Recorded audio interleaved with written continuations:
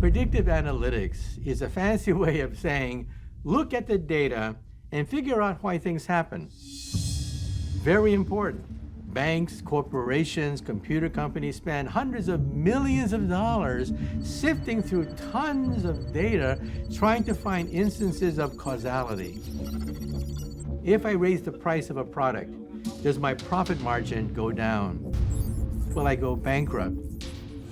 In other words, corporations constantly try to predict the future. That's the name of the game. You predict it wrong, you zag when you should zig, you go bankrupt. I think predictive analytics operate very similarly to how our brains work. Our minds come equipped to make predictions about the future based on our past experiences, and they operate very similarly. In fact, machine learning algorithms, the type that carry out predictive analytics, are often called neural network models because they're designed to mimic how neurons work in our brains. The idea of advanced computers pulling information from the cloud in order to predict the future may sound like science fiction, but in truth, this idea has been around for thousands of years. Every culture in history has had some concept of a universal mind. The Greeks used to call it nous, or a great overmind. In Vedic tradition, it's sometimes called akasha, or a kind of universal ether. People like Nostradamus and any seer will tune into what we call the Akashic record.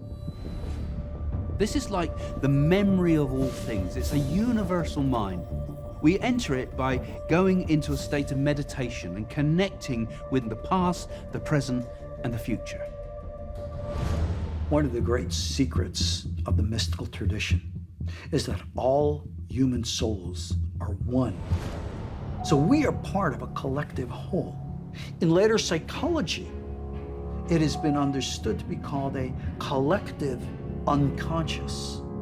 In ancient times, it was referred to as a collective soul, which is the collective mind of all humanity, past, present, future. I think the people who work in this way, what they're doing is they're tapping into some source of information. I don't think the question is, why are we able to get information about the future? I think the question is more like, why don't we get more information about the future? A universal mind, all-knowing and all-encompassing. But do we really want to know everything before it happens? Time of our own death, perhaps, or the fate of our loved ones, or how about the end of the world? Perhaps we're better off not knowing, letting those things remain. The unexplained.